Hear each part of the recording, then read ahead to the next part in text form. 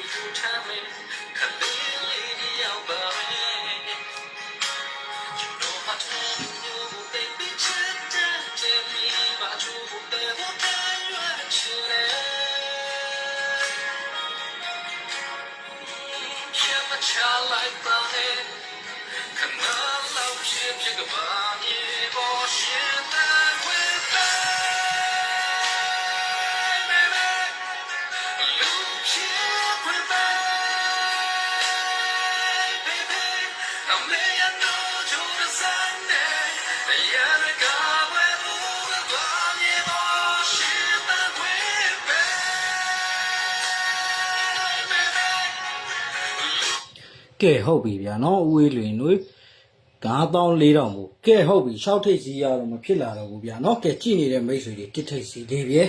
ကဲစိတ်ချလိုက်ကြနေရှာပေးထားလို့ရထားတဲ့မိတ်ဆွေတွေခုညနေခင်းကိုထိုးထားတယ်ဆိုရဲမျိုးတွေလိုက်ထဲမှာကဲရောက်နေရသည်တယောက်စားနှစ်ယောက်စားတော့တွေ့နေပြီကဲဟုတ်ပြီဗျာအားလုံးပဲမြင်တဲ့အတိုင်းပဲကဲမိတ်ဆွေတွေအရင်ဆုံးပြောချင်တာအခုတော့ live show ရဲ့ကဲမှန်သားပြင်ပေါ်မှာဖန်သားပြင်ပေါ်မှာရေးထားတယ်ရရဲ့ဖုန်းနံပါတ်ကို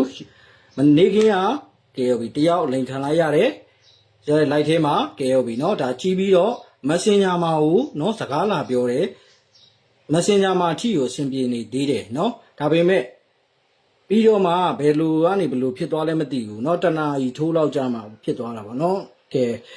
ဆရာဘာညာဆိုပြီးဟလာအကောင့်တူတွေနဲ့ငွေတွေလွှဲခိုင်းတယ်တင်တယ်เนาะလွှဲပေးလိုက်တယ်တဲ့ကဲသူယောက်ျားဖုန်းဆက်မှာဒါဆရာအကြမှာเนาะတဲ့လွှဲပေးလိုက်တဲ့ဖုန်းသာဆက်လိုက်ပါတော့ဆိုပြီးပြောလိုက်ပြီးဖုန်းရှာလိုက်လို့เนาะနေကင်းကတယောက်ကဲအဲ့ဒီလိုမျိုးဖြစ်လေသတိထားပါဗျာနော်ဖုန်းနံပါတ်လေး screenshot လေးရိုက်ထားတခြားဖုန်းနံပါတ်ဆိုရင်လိမ်ပါနော်ကဲအားလုံးပဲတစ်ထိပ်စီလေးကိုပါထားလားရထားကြလားဗျာနော်တစ်ထိပ်စီပါထားတဲ့မိတ်ဆွေတွေကဲဟုတ်ပြီနောက်ပိတ်လေးကိုလည်းပါကနန်းလေးတွေနဲ့ထိုးထားတဲ့ comment လေးတွေမှာမှတ်ထားပြီးတော့ကဲဟုတ်ပြီစောနာ Viber မှာဟိုင်းထားတယ်ဆိုတဲ့မိတ်ဆွေတွေခဏလေးပါနော်အခု live လေးပိတ်သိမ်းပြီးရပဲဖြစ်ဖြစ်เนาะအခု live ထဲမှာကဲ share အရင်ဆုံးပေါ်အောင် share ပေးထားမနေ့ပြန်12နာရီ10မိနစ်เนาะအခုညနေခင်းတစ်ထိပ်နဲ့မပါဘူးမနေ့ခင်းက2-5လည်းမရထားဘူးတပတ်လုံးမှာเนาะအဖွင့်နေကြတဲ့ကနေတစ်ချိန်မှမပေါက်သေးဘူးဆိုတဲ့မိတ်ဆွေတွေပါတယ်ဆိုရင်မနေ့ပြန်ဟောဒီမှာဒဲပဲထိုးရမယ်တကွက်ထဲပဲမနေ့ခင်းမှာ12နာရီ10မိနစ်တိကျတည်ရတဲ့เนาะအားတရားမလို့တဲ့ပေါက်ကနန်းကိုလက်ဝဲမှာရထားပြီးဖြစ်လို့အခု live ထဲမှာကဲဟုတ်ပြီအချိန်လေးကတော့တိတ်တော့မရအောင်ညနေခင်းမှာတော့เนาะ share ပေါ်ထားတဲ့မိတ်ဆွေတွေကဲ Viber ရှိတယ်ဆရာရဲ့ဖုန်းနံပါတ်99446 WhatsApp ရှိတယ် Viber ရှိတယ်ကြိုက်တဲ့နေရာမှာ hi မိတာကြီးပဲကဲအရင်ဆုံးမ share တဲ့မိတ်ဆွေတွေကို share ပြပေးလိုက်အောင်ပဲဗျာနော်နောက်ပိတ်လေးကိုဆရာခဏနေဖွင့်ပြပေးမယ်ကဲနောက်ပိတ်လေးဖွင့်ပြပြီးရင်တော့မနေ့ပြန်12နာရီ10မိနစ်နော်ပေါက်ကနန်းထိုးရမယ့်ကနန်းကိုပေးပို့မှုလေးကို share ပေါ်လို့ပေးတာလေးကိုရန်နာမှာဖြစ်လို့အခုကဲဟုတ်ပြီ share ပြပေးတော့မှတေချာလေးလိုက်ကြည့်ပြီးတော့ hi ရမယ့်နေရာလေးဒီမသွားတတ်ဘူးဆိုရင်လည်းကြည့်ပေးဗျာနော်ဆရာကိုယ်တိုင်လည်းဟောဒီမှာထိုးထားပါတယ်ခုညနေနော်မနေ့ခင်းရအောင်2-5နဲ့လည်းပေါက်ထားလို့ကဲရထားပြီးပြီငွေတွေလည်းထုတ်ထားပြီးပြီနော်အခုညနေခင်းကတော့နည်းနည်းလေးတော့ပိုရထားတယ်မနေ့ခင်းကထက်ကဲဟုတ်ပြီဗျာနော်ဘယ်လို share ရမှာလဲဆိုတော့ဒီမှာ live show video လေးကြည့်နေရင်ဖုန်းမှန်သားပြီးအောက်ဆုံးက comment နဲ့ပေးမှာမြားအကွေးလေးရှိတယ်အဲ့ဒီမြားအကွေးလေးကိုတစ်ချက်လေးနှိပ်ပြီးသွားရင်ကဲလူကောင်း3လုံးနဲ့ပုံ GROUP group ဆိုတာလေးကိုနှိပ်လိုက်ဒါဆိုရင် group တွေပေါ်လာလိမ့်မယ်ကြိုက်တဲ့ group မှာ share မိတ်ဆွေနော်ဘယ် group မှာပဲ share ကဲ share မဲ့ group တွေတစ်ခုနှိပ်ပြီး post လေးတင်ပြီးအခုလိုလေးပဲ share ပေးသွားဒါဆိုရင် share လေးတွေပေါ်သွားလိမ့်မယ်ကဲဟုတ်ပြီဟာဒီ group ထဲမှာဒုတိယကြောင့်ရှုံးများနေတဲ့မိတ်ဆွေတွေတစ်ချိန်လောက်နော်ဒါပေါက်ပြီးသွားရင်ရှုံးရွေးတွေချင်းလုံးဝဆက်မစောတော့မထိုးတော့ဘူးလို့ဆုံးဖြတ်ထားတဲ့မိတ်ဆွေတွေနော်ရှိရင်လည်းရှိမယ်ကဲအလိန်ခံရတဲ့သူတွေလည်းရှိရင်ရှိပဲနော်အမျိုးမျိုးပေါ့ ကိုဒုက္ခနဲ့ကုန်အဓိကတော့ငွေကြေးခက်ခဲပြီလို့အဆင်ပြေခြင်းတဲ့အတွက်ဒါပေါ့ရှင်လို့ကနန်းကိုရခြင်းလို့ဝင်ကြည့်နေတဲ့သူတွေရသွားသေးခြင်းနဲ့အဲ့ဒါကြောင့်မလို့မရောက်သေးဘူးဆိုမြင်သွားတွေ့တော့အခုလို group လေးမှာ share ပြီးသွားရင်မပြီးသေးဘူးရှေ့ကိုမြားလေးနဲ့ချက်ပြန်ထွက်ပြီးရင်နောက်တစ်ချက်ဟောဒီကမြားအကွေးလေးကိုပဲထပ်ပြီးနှိပ်မယ် public လေးနဲ့ share ရမယ်အများမြင်ကဘာလုံးပုံလေးနဲ့ကဲအခုလို public နဲ့ဖြစ်ပြီဆို share နောင်းလေးနှိပ်လိုက်ဒါဆို share ပေါ်သွားပြီ like လမ်းမအသေးလေးတွေနှိပ်ပြီးတော့ comment လေးမှာ okay လေးမှန်ပေး okay လေးမှန်ပြီးရင်ကဲဟုတ်ပြီ share ရဒီမဲ့ပေါ်သွားလားမပေါ်ဘူးလားမြင်ရတယ် account နာမည်နောက်မှာလူကောင်းပုံလေးပေါ်ရင် share ပေါ်တယ်ကဲဒါဆို share ပေါ်သွားပြီကနန်းကိုလာယူလိုက်တော့ messenger မှာဟိုင်းရမယ့်ပုံစံလေးပြပေးမယ်မဟိုင်းတတ်တဲ့မိတ်ဆွေတွေ Messenger တစ်ခုပဲသုံးနေဆိုရင် Messenger မှာဟိုင်းဖို့တော့ဖုန်းမှန်ကိုထောက်လိုက်ကဲမြန်မာ 2D ဆိုတဲ့ profile ပုံလေးကိုနှိပ်လိုက်နှိပ်ပြီးသွားရင် POST export ဆိုတဲ့နေရာလေးကိုနှိပ်လိုက်နှိပ်ပြီးအပေါ်လေးကိုဆွဲလိုက်ဟောဒီမဲ့ Messenger သို့မဟုတ် Viber မှာဟိုင်းပြီးတော့ပေါက်ကနန်းကိုယူပေးပါလို့ရေးထားတဲ့စာလေးကိုတွေ့ပါတယ်နော်ကဲအဲ့ဒီစာလေးနှိပ်လိုက်ပြီးတော့ send message ဆိုပြီးတော့ဟောဒီမဲ့ Messenger ပုံလေးရှိပါတယ်အဲ့ဒီအရာလေးကိုနှိပ်လိုက်ဒါဆိုရင်ဒီမှာ high လို့ရပြီကနန်းကိုဒီကနေပြီးမှကဲ Viber သုံးတဲ့မိတ်ဆွေတွေကဟောဒီကဖုန်းနံပါတ် Viber မှာ high ပြီးကနန်းကိုအခုစပြီးတော့ပေးလိုက်တော့မယ် Messenger မှာလောလောဆယ်ကဲ3ယောက်ပဲ high လာသေးတယ်ကဲဟုတ်ပြီဗျာနော် high ထားရင် high ထားတဲ့မိတ်ဆွေတွေကိုပေးလိုက်မယ် share ရမှလည်းပေါ်တိုင်းမှလည်းရသွားမယ်ကဲနောက်ပိတ်လေးအခုမှဒီနှလုံးရေးထားတယ်ဗျာနော် software မှာတင်ထားတဲ့ကနန်းလေးရှိရတည်ရ APK နေရာမှာဝင်မဲ့ key 3လုံးမှာလောလောဆယ်နှလုံးရေးထားဖြစ်တဲ့အတွက်တစ်လုံးကျန်နေသေးတယ်အဲ့ဒီလုံးကိုအခုညက်နေခင်ဗာပေးထားလဲနောက်ပိတ်လေးကိုဖွင့်ပြပေးမှာခဏနေကဖွင့်ပြပေးပြီးရတယ်တခါတည်းရေးပေးမယ်မနက်ခင်းက2-5လို့ပဲထပ်ပြီးတော့ရမလားเนาะကဲထိတ်စီကတော့ okay ထားပြီဇာပေးတဲ့မိတ်ဆွေတွေနောက်ထပ်เนาะကြံနေသေးတဲ့သူလေးတွေရှိသေးတယ် like ထဲမှာရှိရင် comment လေးထဲမှာကဲဘလောက်ဖိုးလေးတွေရတာလဲမှန်တာပြောအခုမနေ့ပြန်12နာရီ10မိနစ်ကနန်းလေးကိုစပြီးတော့ပေးလိုက်တော့မယ်ကျူကကုတ်လေးတွေကတော့เนาะဒါမနေ့က like ထဲမှာလည်းပြထားတယ်ပြထားတဲ့အတိုင်းပဲ12နာရီ10မိနစ်ကနန်းရောက်ရင် okay လေးပြန်ပြီးရတဲ့နေရာကနေပဲကျူကကုတ်စကန်လေးကိုလည်းဖတ်ကြည့်လို့ရတယ်ဗျာเนาะဒီမှာကျူကကုတ်စကန်နာဆိုတဲ့ဟာလေးနဲ့ကဲဟုတ်ပြီအခုပေးလိုက်တဲ့မနက်ဖြန်12နာရီ10မိနစ်ကနန်းကတ်ကိုစကန်လေးဖတ်ကြည့်လိုက်ဟောဒီမဲ့ဒါမနက်ခင်းရစရာကိုအောင်မြင်ထားခဲ့တဲ့2-5ဆိုတဲ့ကနန်းမှာကတ်မှာပါတဲ့ကနန်းကဲဟုတ်ပြီနော်အခုလိုပေါ်လာတဲ့ result ကနန်းနဲ့အားလုံးတူညီမှုရှိနေရမယ်ကဲဟုတ်ပြီဗျာနော်အစာပြီးတော့ပေးလိုက်တော့မယ်လိုက်ထဲကနေမထွက်သွားနဲ့ဗျာနော်ဟိုင်းပြီးသွားရင်ကိုအလှည့်လေးကြောက်အောင်ကနန်းလေးရအောင်စောင့်ပြီးအတင်အောင်လေးဖြစ်နေမှာပေးတဲ့ထဲမှာပါသွားမှာဗျာနော်မစင်ညာကနေစပြီးတော့ပေးမယ်ဗျာနော်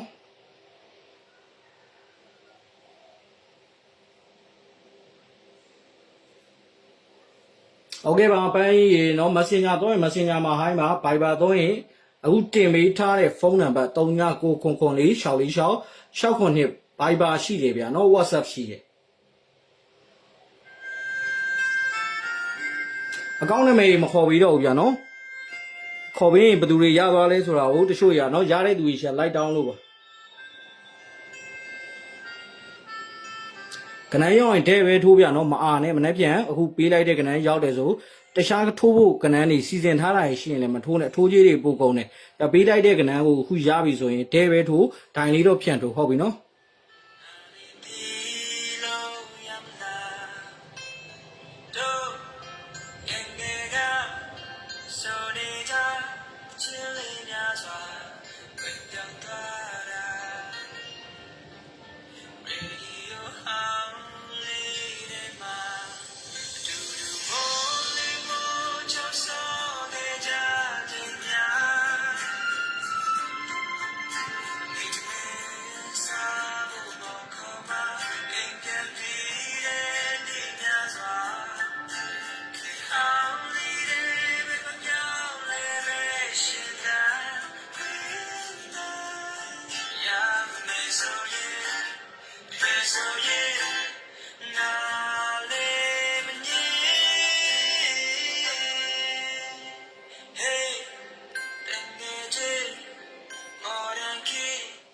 ကဲဟုတ်ပြီဗျာဖုန်းတွေမဆက်ပါနဲ့ဗျာနော်ဖုန်းတွေကင်ပေးလို့အဆင်မပြေသေးဘူးက live လွှင့်နေရခြင်းဖြစ်တဲ့အတွက်ကင်လည်းမကင်ပေးပါဘူးနော် message ကနေမဟိုင်းနဲ့ကနန်းပေးနေတာ Viber Messenger ကနေပေးနေတာဗျာနော်မဟိုင်းတဲ့ဘူးဆိုပြော Viber မသုံးဘူး Messenger တစ်ခုပဲသုံးတယ်မဟိုင်းတဲ့ဘူးဆိုရင်ပြောပါဗျာနော်အချိန်လေးကညနေပိုင်းကမနက်ခင်းလောက်လည်းမရဘူးဗျာနော်အဲ့ဒါကြောင့်အချိန်မီလေးနော်အတက်နိုင်ဆုံးအားလုံးရသွားအောင်အမြန်ဆုံးပေးနေပါတယ်နော်ကနန်းရတဲ့မိတ်ဆွေတွေ notification လေးတွေကြာပါလိမ့်မယ်နော်တချို့ဒီ Redmi ဖုန်းတွေဆိုရင်တော့ noti မကြတာလေးတွေနော်မကြတာဖြစ်တယ်ပေါ့နော်အဲ့ဒါလေးကဲအဲ့ဒါဆိုရင်တော့ဒါ Messenger ကိုတော့သတိထားပြီးတစ်ချက်ကြည့်ပေးပါဗျာနော်ရောက်တယ်ဆိုရင် okay လေးပြန်ပေးကဲဟုတ်ပြီခဏနေတော့ပေးပို့မှုလေးတော့ရပ်နားပါဗျာနော် အချိန်လေး3-4 မိနစ်လောက်ရသေးတယ်ကဲဟုတ်ပြီဗျာတစ်ထိတ်စီရထားတာမရှိကြဘူးလားကျော်သူရညီလေးတစ်ပြောင်းမေးလို့တော့မရအောင်ငညီနော်ထိတ်စီမရထားတဲ့သူတွေတက်ဆိုင်မျှော်လင့်ချက်နော်အညီရှိပါတယ်ဘယ်လိုပဲဖြစ်ဖြစ်နော်30နဲ့မပြီးပါဘူးကဏ္ဍပြောင်းမှုကအချိန်ကအများကြီးကြံသေးတဲ့အတွက်ဒါအချိန်မီပြောင်းနိုင်တယ်ခုနောက်ပိုင်းဆိုတာ20နဲ့10မိနစ်လောက်ထိမှနော်စိတ်ချရတာအဲ့တော့တွင်းမှာကအဲ့မတိုင်ခင်ကနော်ပြောင်းတယ်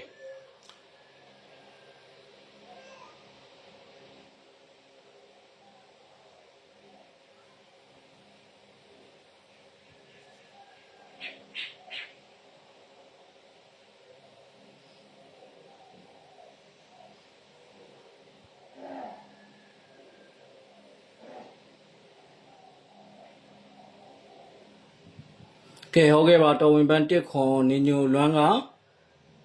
30ဟုတ်ကဲ့ပါတစ်ထိတ်တွေရထားတဲ့မျိုးတွေများပါတယ်နော်ကဲကျွန်တော်ပေးထားတာကကဲဦးဝင်းလွင်နော်လိုက်ထဲမှာရှိသေးတာစမ်းလာကျွန်တော်တွေးလိုက်ပါလားလို့ကဲပြပေးမယ်ဗျာနော်နောက်ပိတ်လေးပြပေးပါဆိုမိတ်ဆွေတွေကဲဟုတ်ကဲ့ပါဝင်းနေပြသမီးနော်မထိုးတော့ဘူးဆိုပြောတော့ကဲနော်ချွေးတွေလည်းကြည်ရမဟုတ်ဘူးလားနောက်ချပြတော့လေမပြီးကန်နီးပြီဆိုမပြီးသေးပါဘူးဗျာနော်10မိနစ်ကြော်ကြီးတောင်လိုသေးတယ်ဗျာနော်ဘယ်နာပြီးမှလဲ4နာရီခွဲမှကနန်းကတီမှာဗျကဲလောလောဆယ်မှာနော်လိုက်ထဲမှာဟုတ်ကဲ့ပေါ့ယုံကြည်မှုမရှိဘဲနဲ့ကနန်းကိုလိုချင်လို့ဝင်ကြည့်တာမဟုတ်ဘူးဆိုရင်တော့အရှင်ကုန်မခံပါနဲ့ဗျာနော်အခုလောဆယ်မှာအရှုံးနေများနေလို့နော်ကနန်းကိုဒါတချို့ဆိုဝယ်ထိုးပြီးတော့လိန်ခံရတဲ့သူတွေအများကြီးရှိတယ်အဲ့လိုလူတွေကနန်းလိုချင်တဲ့အတွက်နော်ဝင်ယူနေတဲ့မိတ်ဆွေတွေကိုဟောဒီမဲ့ပေးဖို့ပေးနေတာမို့လို့လောလောဆယ်12နာရီမနေ့ပြန်တောက်ကြနေဗျာနော်တောက်ကြနေနောက်ဆုံးပိတ်နောက်ဆုံးရက်နော်မနေ့ခင်းပိုင်းတဲပဲထိုးရမယ်ကနန်းအခုရထားတဲ့မိတ်ဆွေတွေဘသူပဲလာတောင်းလုံးဝပြန်မပေးနဲ့ဝယ်ပါမယ်ပဲပြောပြန်မရောင်းနဲ့ကနန်းအများကြီးဒါရသွားတယ်ဆိုရင်ကနန်းပေါက်ကြတာဟောသွားတာမျိုးပြန်သွားတာဖြစ်မှာဆိုလို့နော်အဲ့ဒီခုလေးပဲလိုက်နာပြီကျန်တဲ့ကနန်းတေချာမှုအတွက်ကအခုပြောထားတဲ့စကားတွေအကုန်လုံး post တင်ထားမှာမဖြတ်ပြဘူး record ရှိတယ်ကဲဟုတ်ပြီအချိန်မရွေးကဲ screen record တွေယူထားပြီးတော့ပြောသလိုမဖြစ်ဖ ೇನೆ เนาะထိုးကြီးကုန်သွားတယ်ဆိုရင်ကြိုက်တဲ့နေရာမှာတင်ပြီးတော့ post တင်ပြီးနာမည်ဖြတ်လိုက်ဟုတ်ပြီလားဖုန်းနံပါတ်လည်းလုံးဝမပြောင်းလဲဘူးเนาะဆရာဒီဖုန်းနံပါတ်တစ်လုံးတည်းပဲရှိတယ်တခြားဖုန်းနံပါတ်ဆိုအလိမ်ညာတွေဖြစ်မယ်ဗျာเนาะအားလုံးတတိတွေပေးထားတယ်တဲ့ editor တွေကမှဒါနေခင်ကတယောက်လင်ခံလိုက်ရပြန်တယ်เนาะမိန်းကလေးတယောက်ပါကဲဟုတ်ပြီဗျာအခုတီကတော့ကနန်းက30နဲ့ပဲငြိမ်နေသေးတယ်ကဲပြောင်းပါလားเนาะပြောင်းဖို့အချိန်ကတော့ဝေးလိုပါသေးတယ်ကနန်းကတော့တီမှာကဲ30နဲ့လည်းပြီးသွားနိုင်တယ်ဗျာเนาะ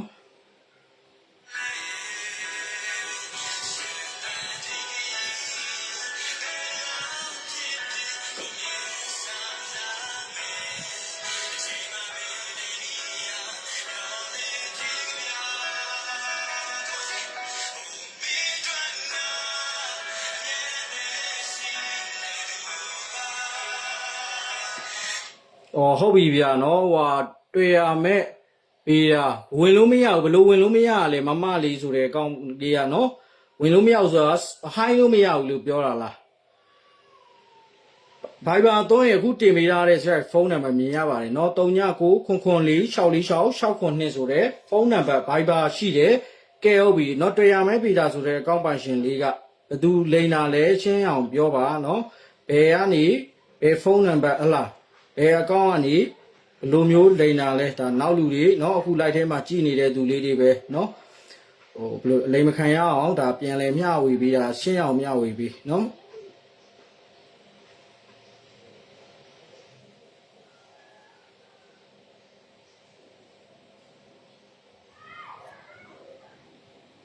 ကဲတန်စင်တစ်အပူးလေးတွေအပူးဆိုမှเนาะကဲအခုမှသတိရရမနေခင်ကလိုက်မှာတယောက်ကွန်မန့်လေးထဲမှာပြောထားတာเนาะအပူ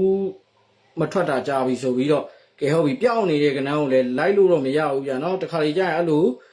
ပျောက်နေတဲ့ကနန်းကိုလိုက်ပြီးတော့ဟလာဟိုဖြစ်တဲ့သူတွေရှိတယ်အေးပေါ့တပတ်သေးတဲ့ကိုတိန်းကိုယာနဲ့ရှိရှုံးသွားတဲ့သူတွေအများကြီးပဲရှိတယ်ပျောက်နေတဲ့ကနန်းကလည်းထွက်ရှင်မှာထွက်တာဒါတော့နော်ဟိုပြန်ပြီးထွက်ပြီးသားကနန်းတော့မှဒါမနှက်ထွက်ထားရင်ညနေခင်းပြန်ထွက်တာရတော့မှမနှဲပါဘူးနော်ကဲဟုတ်ပြီဗျာနော်ကနန်းကိုအခုဘိုက်ပါမှာဆရာပေးရမယ့်သူလေးတွေကြံသေးတယ်ဗျာနော်လောလောဆယ်ကဲဟုတ်ပြီဟောဒီက software ဖုန်းပေါ်မှာတင်ထားလိုက်မယ်ဗျာနော် software ဖုန်းပေါ်မှာတင်ထားလိုက်မယ်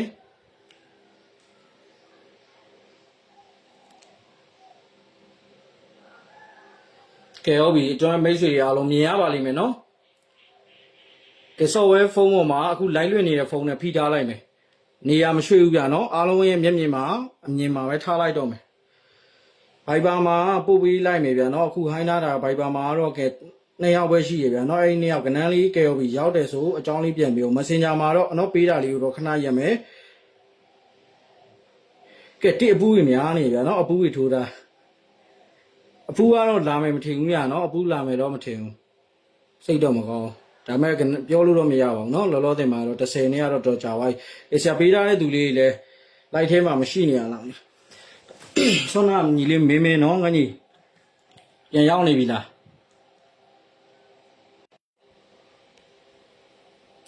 ကဲဟုတ်ပြီဗျာနော်ရှေပေါ်လို့ပေးတာလေးကိုတော့ခဏလေးရက်နာမယ်ဗျာနော်မရထားသေးတဲ့မိတ်ဆွေတွေလိုက်ထဲကနေမထွက်သွားနဲ့ဟိုနောက်ထပ်အခွင့်အရေးရတော့ထပ်ပြီးတော့ရမယ်ဒါပေမဲ့နော်ဟိုနည်းနည်းပဲရမယ်လူကြီးအားလုံးတော့ပေးနိုင်မှာမဟုတ်ဘူးကဲအဲ့ဒါကြောင့်မလို့တကယ်ရှုံးနေများနေတယ်ရှုံးကြွေးလေးနော်တစ်ခါလောက်ကိုထိထိမိမိနော်အောမယ်ထိုးမယ်ဆိုတဲ့မိတ်ဆွေတွေလုံးဝကနန်းအတွက်စိတ်ချလက်ချထိုးလို့ရမယ်ဒေပဲထိုးရမယ်ဗျာနော်တကွက်တည်းဒါပေမဲ့လူကြီးဆရာပြောလို့နင်းငယ်ပဲရမယ်ကဲပေးထားတဲ့သူလေးကိုလည်းပြပေးမယ်ဘယ်အချိန်မှာပါကနန်းဘယ်ကနေဘယ်လိုပေးထားလဲဆိုတာလည်းပြပေးမယ်ကဲဟုတ်ပြီအချိန်ကတော့လိုသေးတယ်ဗျာနော်ကဲနောက်ပိတ်လေးကိုဟောဒီမယ်ဒီပေါ်မှာတင်ထားတဲ့ကနန်းကိုပဲကဲအားလုံးရဲ့အချိန်မှာထားပါတယ်နော်ဖွင့်ပြပေးမယ်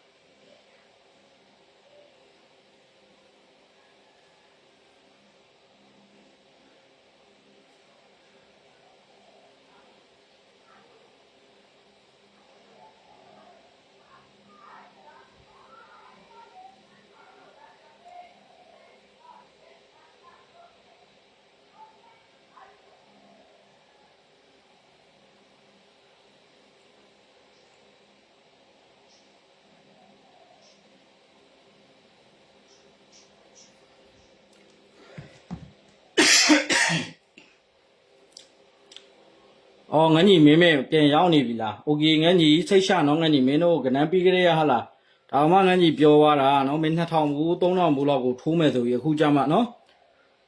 စောနာတွေးလိုက်တာ1600ဘူးသလားလားစိတ်ရှနေနော်ကဲဟုတ်ပြီဗျ Viber မှာလည်း2ယောက်ပို့လိုက်တာကနန်းကတ်ကတော့ရောက်သွားပြီနော်အကြောင်းလေးတော့မပြန်သေးဘူးကဲဘာပဲဖြစ်ဖြစ်နောက်ပိတ်လေးကိုဖွင့်ပြပြီးလိုက်တော့မယ်ဗျာနော်နေရာလည်းမရှိဘူးအပြောင်းလဲလုံးဝမလုပ်ဘူးအားလုံးအမြင်ပဲเนาะ။ဘောင်းဆိုအခုအဲ့လိုမျိုးတင်ထားပြီးတာကလည်း line ပေါ်မှာကရเนาะအလိန်တွေကရမ်းများတယ်တူးဒီ light တိုင်းမှတ်ကန်နေလို့တော့မဟုတ်ဘူးเนาะဘယ် light ကလည်းလိန်မာလို့တော့မပြောပါဘူး။ဒါဘယ်သူမှတော့တိုက်ခိုက်တာမဟုတ်ဘူးဒါပေမဲ့เนาะအားလုံးကဲဟုတ်ပြီတတိထားလို့ရအောင်လို့ပြောပြတာ100လောက်ရှိရင်90လောက်ကเนาะမမှန်မကန်နေဖြစ်ဖို့ကများတယ်ကဲဟုတ်ပြီဟောဒီမဲ့ကနန်းလုံးဝနေရလည်းမရှိဘူးအပြောင်းလည်းမလုပ်ဘူးเนาะအခုကနန်းပေးတာလေးလည်းနည်းနည်းနောက်ကျပါလို့ဖွင့်ပြတာလေးလည်းနောက်ကျသွားတယ်ကဲဟောဒီမှာအားလုံးပဲမြင်တဲ့အတိုင်းပဲပါကနန်းလေးလဲဆိုတော့1010ဆိုတဲ့ကနန်းဖြစ်ပါတယ်เนาะကဲညီလေးမင်းเนาะစိတ်ချလက်ချနေငန်းကြီးကဲဟုတ်ပြီဗျာเนาะဒီဒေါ်ကျူးဆိုတဲ့အကောင့်ပါရှင်လေးဆရာဟောဖြစ်သွားတယ်เนาะခဏလေးပြီးမှဟိုဖြစ်ပေးမယ်เนาะပြန်ပြောပေးမယ်လုံနေနဲ့ရှုပ်သွားလို့ညနေကကဲဟောဒီမှာကြည့်ပေးကီး3လုံးက810ဆိုတဲ့ကနန်း3လုံးရေးပေးထားပြီเนาะ810ကဲဟောဒီမှာ10ဆိုတဲ့ကနန်းကဲဟုတ်ပြီအဲ့ဒါပြီးတော့အခုပေးထားတဲ့သူလေးလည်းပြပေးမယ်ဗျာเนาะမနေ့ပြန်အခု12နာရီ10မိနစ်ကနန်းကိုမရသေးတဲ့မိတ်ဆွေတွေမထွက်သွားနဲ့ဟုတ်ထပ်ပြီးတော့ခွင့်ကြီးတော့ရမယ်လူကြီးနည်းနည်းပဲရမှာဗျာเนาะဘယ်နှယောက်မှတော့အများကြီးပြီးလို့တော့မရဘူးနောက်ထပ်တော့ရမယ်ကနန်းလေးတီးပြီးသွားရင်ဘယ်လိုမျိုးယူရမလဲဘယ်လိုမျိုးထပ်ပြီးတော့အခွင့်ရမလဲဆိုတာကိုအားလုံးပြောပြပေးမယ်ကဲဟုတ်ပြီအခုပေးထားတဲ့သူလေးတွေလိုက်ထဲမှာဟောညီလေးမင်းမင်းကဲမင်းမင်းဆိုတဲ့ညီလေးဆိုရင်လည်းဒါအခုလေးမှန်ထားတာတနာရီနဲ့50မှာဆိုရကနန်းကိုပေးထားတာအော်ဒီမှာကြည့်ပေး10ဆိုတဲ့ကနန်းလေးကဲဟုတ်ပြီเนาะထိုးကြီးတွေမနှဲသေးနဲ့တေချာမှာပြီးမှပေးတာသူတယောက်ထဲလားဆိုတော့ကဲဒီမှာဦးဝေးလွင်ဆိုလို့ရှိရင်လေ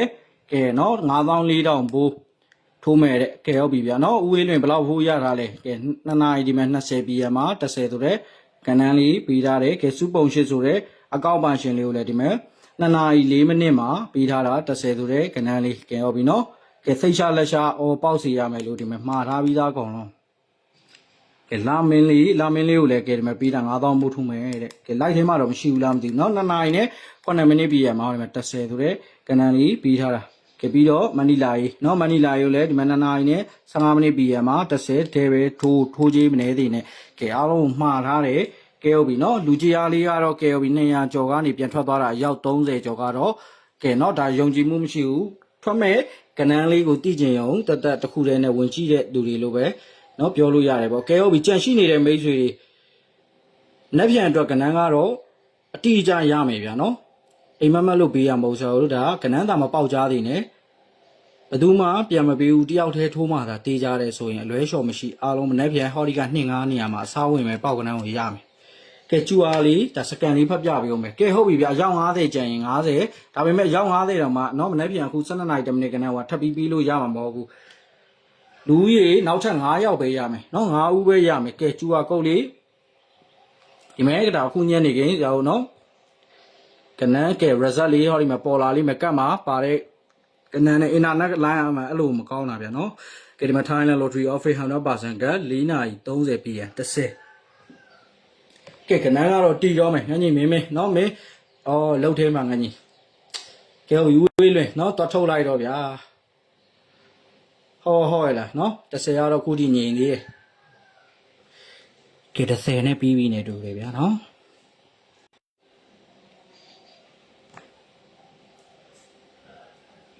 ်ကဲပြောပါတယ်เนาะအပူကတော့မဖြစ်နိုင်သေးဘူးအပူတွေเนาะထိုးထားတာတွေတအားပဲအခု light တွေကကွန်မန့်နေမှာကျွန်တော်တွေ့ပါတယ်အပူတွေမှန်ထားတာကဲဟုတ်ပြီမနန်းထိုက်တဲ့ဘန်းဆိုတဲ့အကောင့်ပိုင်ရှင်လေးအလိန်ခံရပါမယ်เนาะတတိထားပါเนาะဒါပြောထားတယ်เนาะထက်ခါအိုဘက်ကလိန်မဲ့သူတွေကအပြောကလှည့်ပတ်ပြီးတော့ဟလာစကားကိုအမျိုးမျိုးပြောတတ်တယ်ကိုဘက်ကတချို့ကြတော့လေနော်ဟိုပြောရမလဲမဝဲလဲဖြစ်တာလဲပါတယ်ယူသားတိုင်းလဲပါတယ်ပြောရင်ဟလာလှည့်ပတ်ပြီးကောနဲ့ပြောရင်ယုံတယ်ဖုန်းနံပါတ်ကို screenshot ပဲရိုက်ထားလိုက်တော့ဗျာနော်3994444662 screenshot မရိုက်တဲ့စာရွက်လေးယူပြီးအခုရေးမှတ်ထားလိုက်ဟုတ်ပြီလားအောင်တော့အချိန်သိမ့်မြောက်ကြလဲနော်မိုးလေးမလျှော့ခင်ကဲဟုတ်ပြီဟောဒီမဲ့10ဆိုတဲ့ကဏ္ဍလေး okay သွားပြီညနေခင်းထပ်ပြီးတော့နော်ငွေသွားရှင်းရအောင်မှာဖြစ်တဲ့အတွက်လိုက်ကိုတော့ခဏနေပိတ်သိမ့်မယ်လိုရင်းမဲ့ပြောမယ်နော်ကဲအချိန်တအားမရဘူးကဲထိုးကြီးကတော့ဟောဒီလိုတီတီမီမီထိုးနိုင်ဖို့လိုမယ်ထိုးနိုင်တဲ့ပြင်ဒိုင်ကလည်းစိတ်ချရတဲ့အတိုင်းဖြစ်ဖို့လိုမယ် line board တွေမှာမထိုးနဲ့ဟုတ်ပြီလေ line board တွေမှာလုံးဝမထိုးနဲ့ဗျာနော်ဖြစ်နိုင်ရင်ကိုကနော်ဟို90ဖို့100ဖို့ထိုးရမှာမဟုတ်ဘူးအနိုင်ဆုံးပြောပြမယ်ဗျာနော်အနိုင်ဆုံးဖြစ်နိုင်ရင်တသိန်းမိုးလောက်ထိထိုးလို့ရတယ်ဒါအနိုင်ဆုံးပြောတာနော်တသိန်းမိုးလောက်ထိဆိုတာ2သိန်းမိုးထိုးရင်2သိန်းမိုးရမယ်ကနန်းသာမပေါက်ကြားသေးနဲ့နောက်ဆုံးကုန်ပြောလိုက်မယ်မိသားစုအစားအတိမပေးနဲ့ဗျာเนาะပေါက်ပြီးကမှပြောရင်ပြောယူတဲ့သူတယောက်ကိုလည်းနှစ်ကြိမ်ထပ်ပို့ပြီးတော့လုံးဝလုပ်ပြီးလို့မရဘူးပေါက်ကနန်းကိုဘာဖြစ်လို့ဆိုတော့လူကြီးကအမြဲတမ်းကန့်သက်ရှိတယ်အကန့်သက်ရှိတဲ့အပြင်ကိုဒါကနန်းမှန်ကန်တယ်ဆိုရင်တစ်ကြိမ်ပေါက်ပြီးတဲ့သူကနောက်ထပ်တစ်ပတ်လုံးစာဆရာယူခြင်းတယ်ဆိုတဲ့သူတွေကြီးပဲအဲကြတော့နောက်လူတွေဒါအရှုံးများနေတဲ့မိတ်ဆွေအများကြီးရှိတယ်အခွင့်အရေးမရတော့မှဆိုတဲ့အတွက်အဲ့လိုတူကို2ကြိမ်ပဲရှောင်းပေးတာပါเนาะတတ်မှတ်တာကဲကနန်းတန်ဖိုးကတော့ပေးသွင်းရမယ်ဗျာเนาะပေါက်ပေးရတော့မရအောင်နောက်ထပ်9ဦးပဲရမယ် live ပိတ်သိမ်းပြီးမှစပြီးတော့စင်းလက်ခံပေးမှာ messenger ရှိတယ် viber ရှိတယ် whatsapp ရှိတယ်ကနန်းကဒဲပဲထိုးရမယ်တကွက်တည်းကနန်းကြီးရလည်းအပြည့်သွင်းရမလို့ယူမယ်ဆိုတဲ့မိတ်ဆွေတွေအရင်ဆုံးတဝက်ပဲသွင်းရမယ်ဘလောက်သွင်းရမလဲဆင်းရငွေအနေနဲ့တဝက်ကဘလောက်လဲတိကျင်တာတခုတည်းနဲ့လဲဖုန်းဆက်ပြီးလှမ်းမေးလို့ရတယ်မယူသေးဘူးဆိုလဲကိစ္စမရှိဘူးเนาะအားနာရမလို့ဗျာပြောချင်တာเนาะ9ယောက်ပဲရမယ်ကနန်းတော့ဒီညပေးမှာဗျာเนาะ9နာရီခွဲအလိုက်သေးမှာကနန်းကြီးရမှာပြောပါအောင်เนาะအာမခံကျဲအနေနဲ့ကြတော့ okay ဒါဆရာပေးရကနန်းလွဲတာဖြစ်ဖြစ်အာဘကထွက်တာဖြစ်ဖြစ်ဝယ်ထားတဲ့ဝယ်ကြီး3စားနဲ့ထိုးကြီး25စားပြန်ရောပေးလိုက်မယ်ငွေမလိုချင်လို့ကနန်းစားပြန်လေရတယ်ကြိုက်တာရွေးလို့ရတယ်ကနန်းတော့ဒီနေ့ညမြန်မာစံတော်ကြီး9နာရီခွဲတိမှာပေးမှာ